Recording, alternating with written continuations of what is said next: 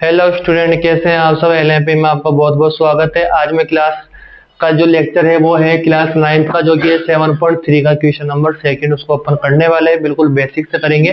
तो सबसे पहले आप चैनल को सब्सक्राइब करें, वीडियो को शेयर करें ज्यादा से ज्यादा, ठीक है, और कमेंट करना ना भूलें।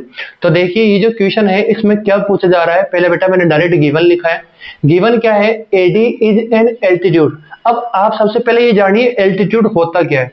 एल्टीट्यूड ये होता है कि वो दूसरी साइड के ऊपर, जिस साइड के ऊपर बनाया जाता है, ठीक है, ड्रॉ करा जाता है, वो वहां पर 90 डिग्री का एंगल बनाता है। अब देखो जो एडी है वो बीसी के ऊपर आ रहा है, इसका मतलब ये यहाँ पर 90 डिग्री बनाएगा एंड यहाँ पर भी क्या बनाएगा बेटा, 90 डिग्री बनाएगा। यानी कि ये परपेंडिकुलर होता है एक तरीके से। आगे समझ में, सामने वाली साइड के ऊपर। फिर इसके ऊपर आ जा रहा है एबीसी ट्रायंगल। ट्रायंगल एबीसी का एल्टीट्यूड हो गया।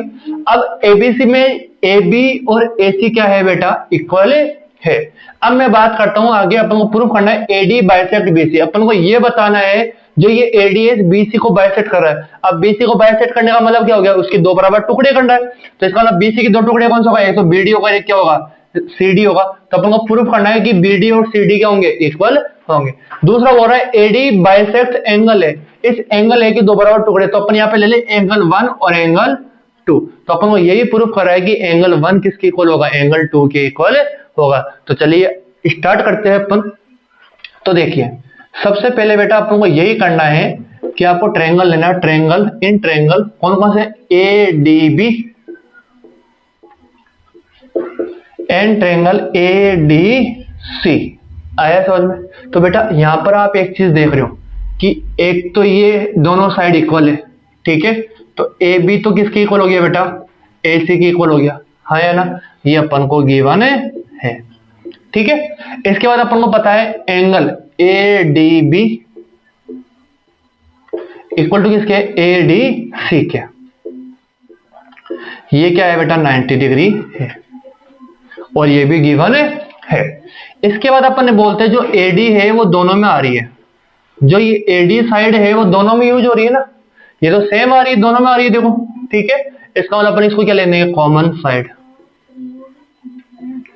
अब देखिए यहां पर जो रूल अप्लाई हो रहा है वो हो रहा है बेटा आरएचएस रूल। कौन सा रूल अप्लाई हो रहा है।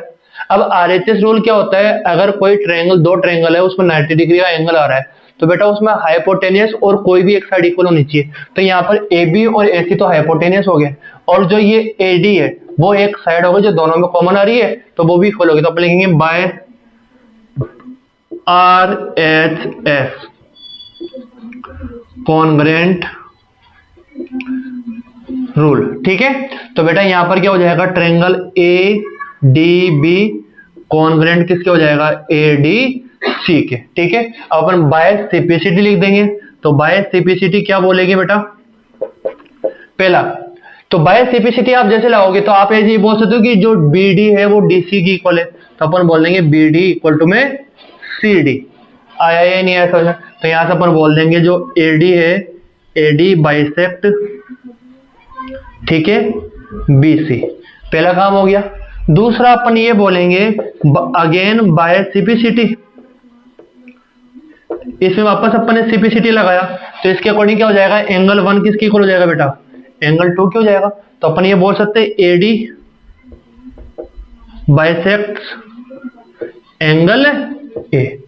आया नहीं आया। तो इसी प्रकार ये जो क्वेश्चन है वो अपना कंप्लीट होता है। आई होप आपको ये क्वेश्चन समझ में आएगा। तो थैंक यू सो मच, मिलते हैं नेक्स्ट वीडियो में।